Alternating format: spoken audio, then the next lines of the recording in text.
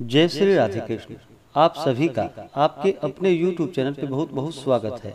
आइए आज आप सब सुनेंगे अधिक मास पुरुषोत्तम मास की अंतिम 30वें अध्याय की कथा। अब तक आपने पिछले अध्याय कथा को नहीं श्रवण किया हो तो आप हमारे चैनल पे जाकर के वहां से पिछले अध्यायों का कथा श्रवण कर सकते हैं। अगर आप अधिक मास पूर्ण फल प्राप्ति हेतु ब्राह्मण दक्षिणा, अन्नदान, वस्त्रदान, गौदान आदि के लिए देना चाहते हो तो आप अपने श्रद्धा और सामर्थ्य के अनुसार हमें डिस्क्रिप्शन में जाकर के वहां से गूगल पे, फोन पे या अकाउंट नंबर के माध्यम से आप अपने श्रद्धा और सामर्थ्य के अनुसार हमें ब्राह्मण दक्षिणा प्रदान कर सकते हैं। हिंदू धर्म में अधिक मास का बड़ा ही विशेष महत्व माना गया है।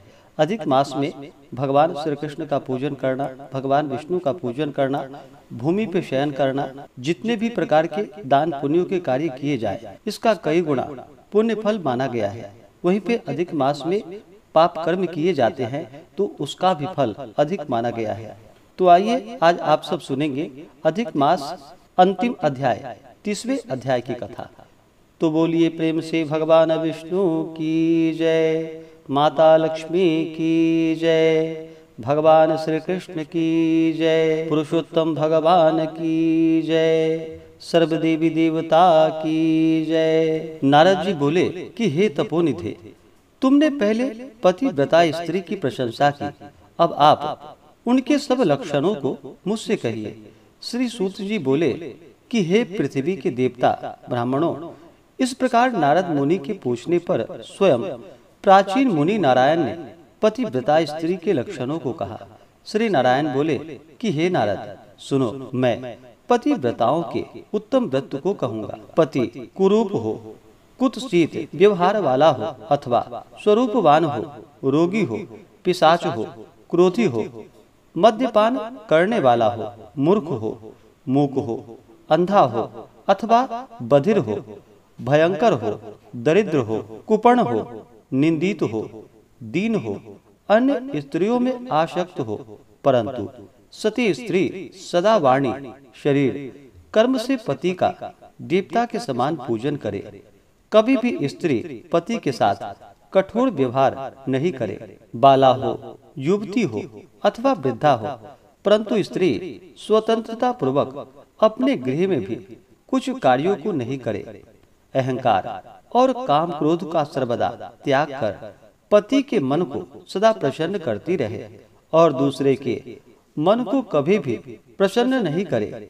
जो स्त्री दूसरे पुरुष से कामना सहित देखी जाने पर, प्रिय वचनों से प्रलोभन देने पर अथवा जन समुदाय में स्पर्श होने पर विकार को नहीं प्राप्त होती तो स्त्रियों के शरीर में जितने रोम होते हैं उतने हजार वर्ष तक वह स्त्री स्वर्ग में वास करती है। दूसरे पुरुष के धन के लोभ देने पर जो स्त्री पर पुरुष का मन, वचन, कर्म से सेवन नहीं करती है तो वह स्त्री लोक में भूषण और सती कही गई है।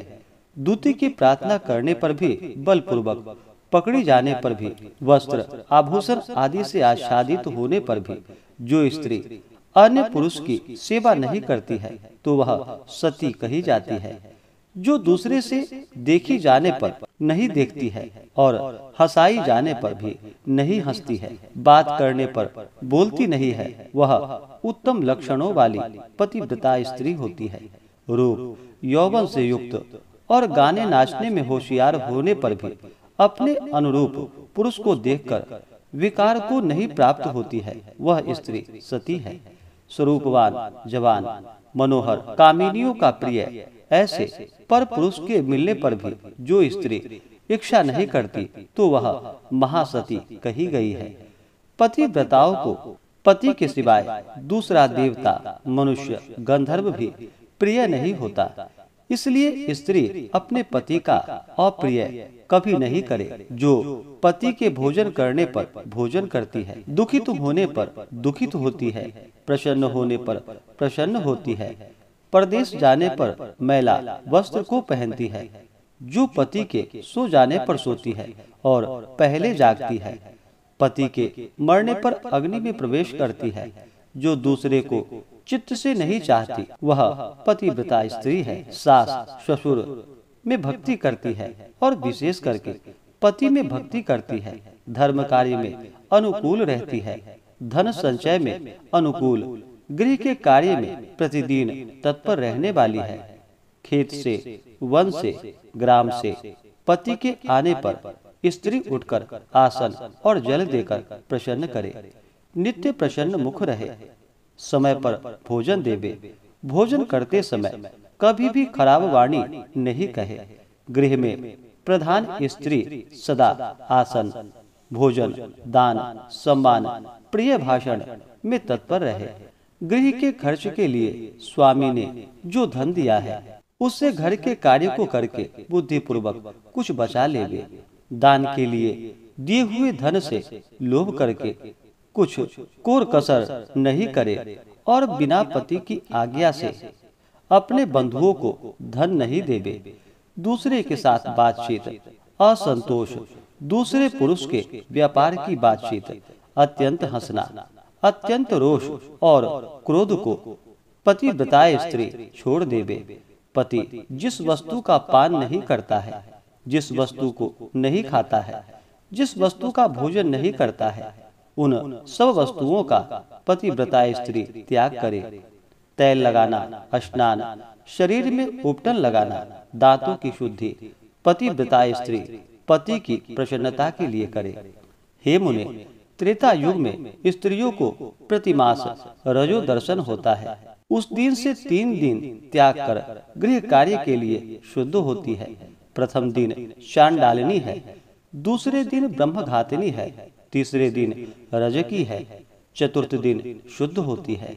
स्नान, शौच, गाना, रोदन, हंसना, सवारी पर चढ़ना, मालिश, स्त्रियों के साथ जुआ खेलना, चंदनादि लगाना, विशेष करके दिन में शयन, दातून करना, मानसिक अथवा वाचिक मैथुन करना, देवता का पूजन करना, देवताओं को नमस्कार, रस वाला स्त्री नहीं करे, रस वाला का स्पर्श और उसके साथ बातचीत नहीं करे, रस वाला 3 रात तक अपने मुख को नहीं दिखाए, जब तक शुद्धि स्नान नहीं करे तब तक अपने वचनों को नहीं सुनावे, रस वाला स्त्री स्नान कर दूसरे पुरुष को नहीं देखे, सूर्य नारायण को देखे, बाद पंचगव्य का पान करे, अपनी शुद्धि के लिए केवल पंचगव्य अथवा दूध का पान करे। श्रेष्ठ स्त्री कहे हुए नियम में स्थित रहे। यदि स्त्री गर्भवती हो जाए तो नियम में तत्पर रहे, वस्त्र, आभूषण, अलंकार आदि से अलंकृत रहे और पति के प्रिय करने में प्रयत्न पूर्वक तत्पर रहे, प्रसन्न मुख रहे, अपने धर्म में तत्पर रहे और शुद्ध रहे, अपनी रक्षा कर विभूषित रहे और वास्तु पूजन में तत्पर रहे। खराब स्त्रियों के साथ बातचीत न करे, सूप की हवा शरीर में नहीं लगे, मृत वस्सा आदि का संसर्ग, दूसरे के यहाँ भोजन गर्भवती स्त्री नहीं करे, भद्दी चीजों को नहीं देखे, भयंकर कथा को नहीं सुने, गरिष्ठ और अत्यंत उष्ण भोजन नहीं करे और अजीर्ण न हो ऐसा भोजन करे। इस विधि से रहने पर पतिव्रता स्त्री श्रेष्ठ पुत्र को प्राप्त करती है, अन्यथा गर्भ गिर जाता है अथवा अस्तंभन हो जाता है। अपने गुणों से हीन दूसरी सौत की निंदा नहीं करे, ईर्ष्या, राग से होने वाले मत्सरता आदि के होने पर भी सौत स्त्री परस्पर में अप्रिय वचन नहीं कहे, दूसरे के नाम का गान न करे और दूसरे की प्रशंसा नहीं करे, पति से दूरवास नहीं करे, किंतु पति के समीप में वास करे और पति के कहे हुए स्थान में पृथ्वी पर पति के सामने मुख करके वास करे, स्वतंत्रता पूर्वक दिशाओं को न देखे और दूसरे पुरुष को नहीं देखे, विलास पूर्वक पति के मुख कमल को देखे। पति से कही जाने वाली कथा को आदर पूर्वक स्त्री श्रवण करे। पति के भाषण के समय स्वयं स्त्री बातचीत नहीं करे। रति में उत्कंठा वाली स्त्री पति के बुलाने पर शीघ्र रति स्थान को जाए। पति के उत्साह पूर्वक गाने के समय स्त्री प्रसन्न चित्त से श्रवण करे। गाते हुए पति को देखकर स्त्री आनंद में मग्न हो जावे। पति के समीप व्यंग चंचल चित्त से व्याकुल हो नहीं बैठे। कलह के योग्य होने पर भी पति के साथ स्त्री कलह न करे। पति की निंदा न करे। निंदा की जाने पर ताड़ित होने पर भी पतिव्रता स्त्री व्यथित दुखित होने पर भी भय छोड़कर पति को कंठ से लगावे। ऊंचे स्वर से रुदन न करे और पति को कोसे नहीं। स्त्री अपने गृह से बाहर भागकर न जाए। यदि बंधुओं के यहाँ उत्सव आदि में जाए तो पति की आज्ञा लेकर और अध्यक्ष रक्षस से रक्षित होकर जाए और वहाँ अधिक समय तक वास न करे। पतिव्रता स्त्री अपने घर को लौट आवे। पति के विदेश यात्रा के समय अमंगल वचन को न बोले। निषेध वचन से मना न करे और उस समय रुदन न करे।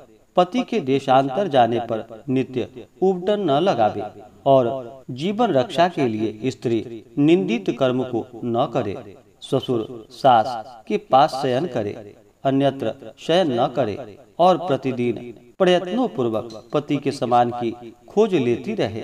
पति के कल्याण समाचार मिलने के लिए दूत को भेजे और प्रसिद्ध देवताओं के समीप मांगलिक याचना करे। पति के परदेश जाने पर पतिव्रता इस प्रकार के कार्यों को करे।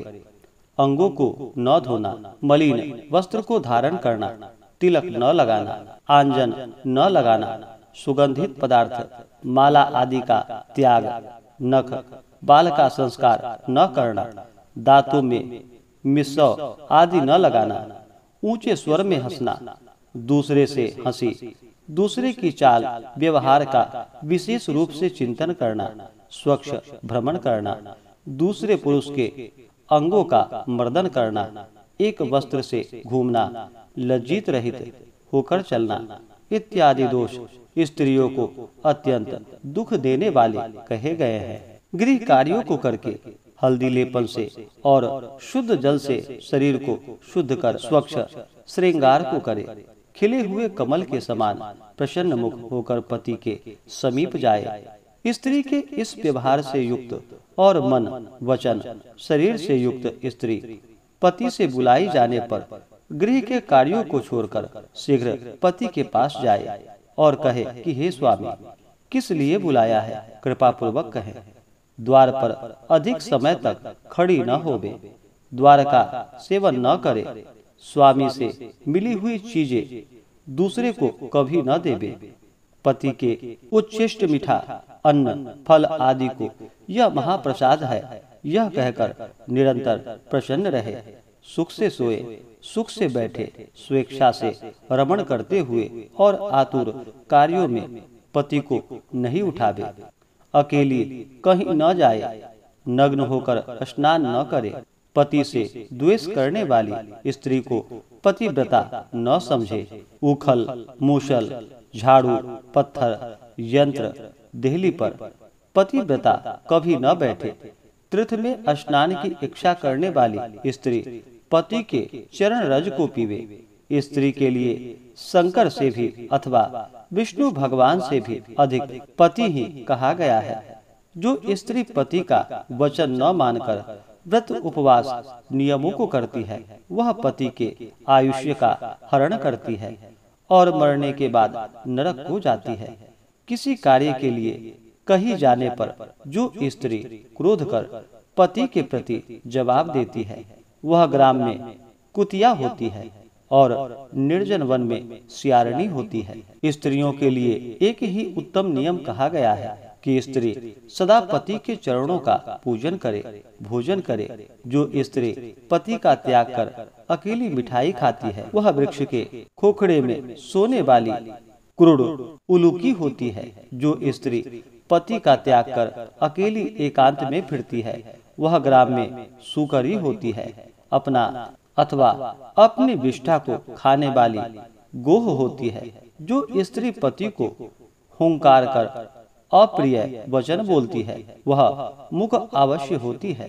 जो अपनी सौत के साथ सदा ऐसा करती है वह दूसरे जन्म में दुर्गभा होती है। जो स्त्री पति की दृष्टि बचाकर किसी दूसरे पुरुष को देखती है वह कानी होती है अथवा विमुखी और कुरूपा होती है। जो स्त्री पति को बाहर से आया हुआ देखकर जल्दी से जल, आसन, तांबूल, व्यंजन, पैर को दबाना आदि अत्यंत प्रिय वचनों से पति की सेवा करती है, वह स्त्री पतिव्रताओं में शिरोरत्न के समान पंडितों से कही गई है। पति देवता है, पति गुरु है, पति धर्म तीर्थ व्रत है। इसलिए सबका त्याग कर एक पति का ही पूजन करे। जिस तरह जीव से हीन देह क्षण भर में अशुचि हो जाता है, उसी प्रकार पति से हीन स्त्री अच्छी तरह स्नान करने पर भी सदा अपवित्र है। सब अमंगल वस्तुओं की अपेक्षा विधवा स्त्री अत्यंत अमंगल है। विधवा स्त्री के दर्शन से कभी भी कार्य सिद्धि नहीं होती है। आशीर्वाद को देने वाली एक माता को छोड़कर दूसरी स्त्री के आशीर्वाद को भी सर्प के समान त्याग देवे। ब्राह्मण लोग विवाह के समय कन्या से इस प्रकार कहलाते हैं कि पति के जीवित तथा मृत दशा में सहचारिणी हो। इसलिए अपनी छाया के समान पति का अनुगमन करना चाहिए। इस प्रकार पतिव्रता स्त्री को भक्ति से सदा पति के अनुकूल होकर रहनी चाहिए। जिस प्रकार सर्प को पकड़ने वाला बलपूर्वक बिल से सर्प को निकाल लेता है, उसी प्रकार सती स्त्री यमदूतों से छुड़ाकर पति को स्वर्ग ले जाती है। यमराज के दूत दूर से ही पतिव्रता स्त्री को देखकर पाप कर्म करने वाले भी उसके पतित पति को छोड़कर भाग जाते हैं। जितनी अपने शरीर में रोम की संख्या है, उतने 10 कोटि वर्ष पर्यंत पतिव्रता स्त्री पति के साथ रमण करती हुई स्वर्ग सुख को भोग करती है। दुष्ट व्यवहार वाली स्त्रियां शील का नाश कर दोनों कुलों को डुबो देती है और इस लोक में तथा परलोक में दुखित रहती है। यदि दैववश पति के पीछे पति का अनुगमन नहीं करती है, तो उस दशा में शील की रक्षा करनी चाहिए, क्योंकि शील को तोड़ने से नरकगामिनी होती है। स्त्री दोष से पिता और पति स्वर्ग से गिर जाते हैं। विधवा स्त्री का कबरी बंधन पति के बंधन के लिए होता है। विधवा स्त्री सर्वदा सिर के बालों को मुड़ा देवे। एक बार भोजन करे, कभी भी दूसरी बार भोजन नहीं करे। खाट पर सोने वाली विधवा स्त्री अपने पति को नीचे गिरा देती है। इसलिए पति के सुख के लिए पृथ्वी पर सोवे, अंगों में उपटन नहीं लगावे और तांबूल को न खाए। सुगंध का सेवन विधवा न करे। प्रतिदिन कुश तिल जल से पति का तर्पण करे और पति के पिता का तथा उसके पिता का नाम गोत्र कहकर तर्पण करे। सदा श्वेत वस्त्र धारण करे। ऐसा न करने से रौरव नरक को जाती है। इस प्रकार नियमों से युक्त जो भी नियमों का पालन करती है, वह विधवा स्त्री पतिव्रता है। श्री नारायण बोले, लोकों में तथा देवताओं में पति के समान कोई देवता नहीं है। जब पति प्रसन्न होते हैं तो समस्त मनोरथों को प्राप्त करती है। यदि पति कुपित होते हैं तो समस्त कामनाएं नष्ट हो जाती है। उस पति से संतान विविध प्रकार के भोग, शैया, आसन, अद्भुत प्रकार के भोजन, वस्त्र, माला, सुगंधित पदार्थ और इस लोक तथा स्वर्ग लोक में विविध प्रकार के यश प्राप्त होते हैं। इस प्रकार से श्री बृहन्नारदीय पुराणे पुरुषोत्तम मास महात्म्य कथा में 30वें अध्याय की कथा पूर्ण हुई। तो बोलिए प्रेम से भगवान विष्णु की जय, माता लक्ष्मी की जय, श्री राधा कृष्ण की जय, पुरुषोत्तम भगवान की जय, सर्वदेवी देवता की जय। तो आशा करता हूँ कि आपको 1 से लेकर के 30 अध्याय कथा जो कि आपको अच्छा लगा हो। इसी प्रकार से कथा आदि को सुनने के लिए चैनल पे अगर आप नए हैं तो चैनल को लाल बटन दबा करके सब्सक्राइब करें, साथ में बेल आइकन घंटी को दबाएं ताकि मेरे वीडियो का नोटिफिकेशन आपको समय से मिलता रहे। वीडियो को लाइक करें, शेयर करें। सुखी रहें और स्वस्थ रहें। जय श्री राधे कृष्ण। धन्यवाद।